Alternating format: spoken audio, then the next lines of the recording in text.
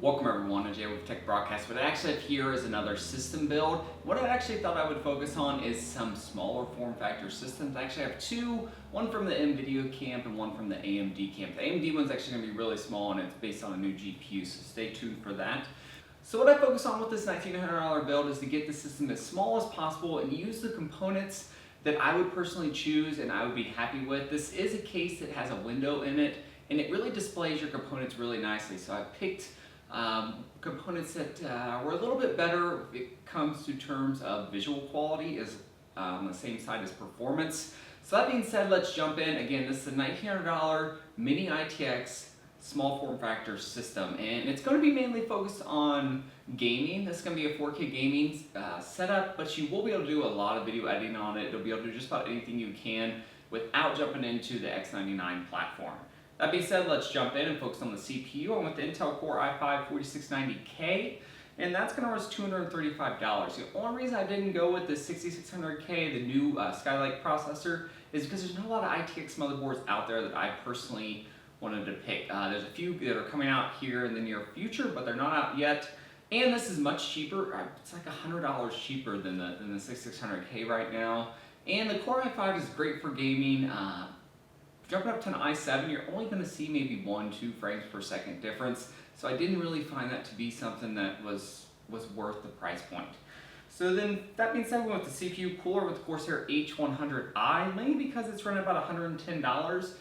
Corsairs came a long way with their coolers. They look really nice. It's going to fit in the case. I was wanting to get a little bit bigger coolers, maybe some of the SwiftTech, what is it, the H240 that's out right now, but I was worried it wouldn't fit in there. So I went with that. It's cheaper, $110. It's going to cool your system great. With the motherboard with the Asus MAXIMUS Impact, this is a Z97 motherboard. This is the one where you can see it has kind of the little sideboard here coming up. It's run us $239, which is a little bit on the high side of things, but this is a gaming focused system in 4K. It has everything you need in a Mini ITX form factor. There's nothing that it really compromises, and it's in a very, very small setup, and it looks really good, and you're going to be able to overclock about as much as you can with an MATX or even an ATX motherboard.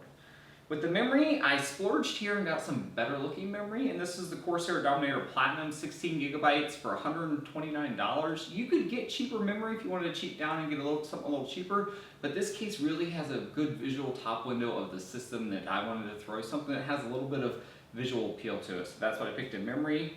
For the storage, actually with the SanDisk Ultra 2, mainly because of the price point, it's 480 gigabytes, which will be plenty for games, any programs you want to throw at it. Personally, that's what I'm running, is a 480 gigabyte, and I have 5 or 6 games loaded on it. There's some on my hard drive, but it allows you to put some of your more important games that you play more frequently on there, and any programs you want to run. It's got a great warranty, great customer reviews.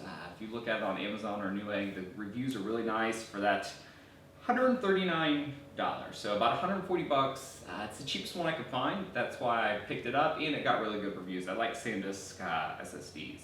Then I went with the Toshiba, actually no, I went with the Hitachi 2 terabyte, the Deskstar, and it runs us about 65 bucks, 60 to 70 bucks. Sometimes it's in the 50s.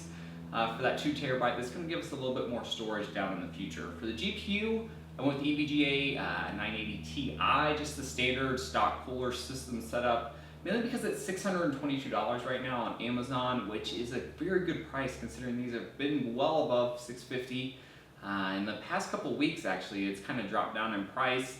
So with $622, it's going to get us a beast 4K GPU that we're going to be able to do anything we want on it, and it actually looks pretty good. The stock cooler is really nice on the NVIDIA's cards. For the case, this is where I spent a little more, but I got a really, what I would consider the best ITX case, Mini ITX case out there. This is the Lian-Li PC/Q36WX. It's $160, but this is a fully modular case. You can take all the panels off, I believe, except for the back. And it's got an acrylic window in the front and one on the top. So that's kind of why I picked a little bit more nicer, visual appealing components. It's the best looking case out there, and Lian-Li is known for building some of the nicer cases out there. You do pay a little bit premium more for the price point of this case, but personally, if I was building a small form factor system, this is the personal case that I would actually choose. For the power supply, actually this is a really good deal for this. That's the EVGA SuperNOVA, fully modular, 80 plus gold, 650 watt power supply for 65 bucks over on Newegg. It's a deal they have going on, I believe, for a couple days. So definitely pick that up if you're looking for a 650 watt, fully modular, 80 plus gold, 10-year warranty power supply. And then for the operating system, Windows 10, it's 95 bucks on NCIX US. Pick it up there. You could also pick up Windows 7, Windows 8, but they were about the same price, so I just went ahead and went with the Windows 10.